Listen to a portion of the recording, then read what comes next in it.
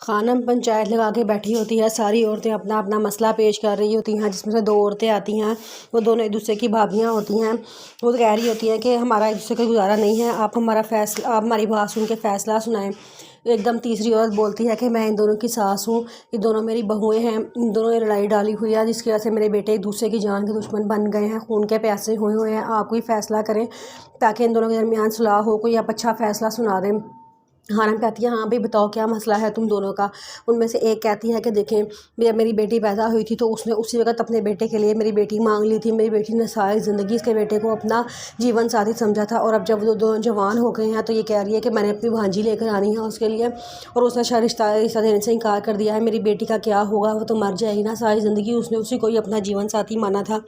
جس پہ وہ خانم کہتی ہے کہ دوسری اور سے پوچھے کہ تم اس کے ساتھ شادی کیوں نہیں کرنا چاہتی اپنے بیٹے کی؟ وہ کہتی ہے کہ نہیں وہ میری بھانجی کو پسند کرتا ہے، جس پہ وہ پہلی والی عورت بولتی ہے کہ نہیں بھانجی کو نہیں، وہ پسند نہیں کرتا، میری خود اس کے بیٹے سے بات ہوئی ہے، وہ کہتا ہے کہ اس نے میری بیٹی سے ہی شادی کرنی ہے، لیکن وہ یہ نہیں چاہتی کہ اس کی شادی ہو۔ جس پہ خانم کہتی ہے کہ بتاؤ کیا اس کی بیٹی گونگی ہے یا اندھی ہے؟ جس پہ دوسری والی کہتی ہے کہ نہیں اس کی بیٹی گونگی اندھی بالکل بھی نہیں ہے۔ پھر وہ کہتی ہے چلو بتاؤ کیا وہ تمہاری عزت نہیں کرتی؟ وہ دوسری والی ساتھ ہی کہتی ہے ہاں نہیں وہ میری بہت عزت کرتی ہے۔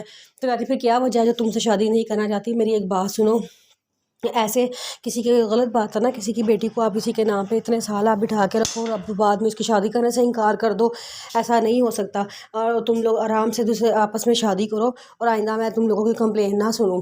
اتنی دیر میں خانم کا بیٹا آ جاتا ہے اور آگے ان کے سامنے کچھ پرچے رکھتا ہے اور کہتا ہے کہ یہ دیکھیں۔ اس کی ماما کہتی ہیں کہ یہ کیا ہے؟ تو وہ کہتی ہیں کہ یہ دیکھو ہمارے غیرت کا جنازہ نکل گیا ہے۔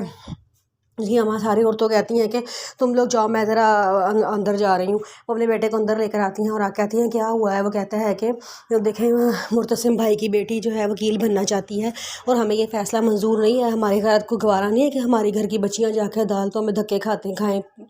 جس پر کہ ماں کہتی ہے ہاں یہ بات بالکل ٹھیک ہے، مجھے بھی یہ بات بالکل بھی قبول نہیں ہے کہ ہمارے گھر کی بیٹیاں دیکھو جس طرح حیا اور دوسری میری بیٹی گھر میں بیٹھ کے ایف اے بی اے کر رہی ہے، یہ بھی سمپل ایف اے بی اے کر لے، اس کو کیا ضرورت ہے وکیل بننے کی؟ جاؤ تم جا کے اس کو منع کر کے آؤ کہ جو ہے نا وہ کوئی نہیں اس نے وکیل بننا، مجھے یہ بات بالکل بھی پسند نہیں ہے۔ وہ کہتا ہے اچھا۔ دوسری طرف حیا جو ہے وہ مرتضیٰ کو بہت پسند کرتی ہے، وہ کہتی ہے کہ میں تم سے شادی کرنا چاہتی ہوں، کب تم میرے سامنے آؤ گے؟ کافی دیر ہو گئی ہے تمہارا دیدار کیے ہوئے، جب تم میرے سامنے آؤ گے تو تب دیکھنا ایک وقت ضرور آئے گا جب تمہاری زندگی بھی حیا کی ہوگی اور تمہارا کمرہ بھی حیا کا ہی ہوگا، اور میں تمہاری بیوی بنوں گی۔ میں بچپن سے تمہارے خواب سے جا کے بیٹھی ہوں، تم ہی میرے دولہا بنو گے اور میں تم سے ہی شادی کروں گی۔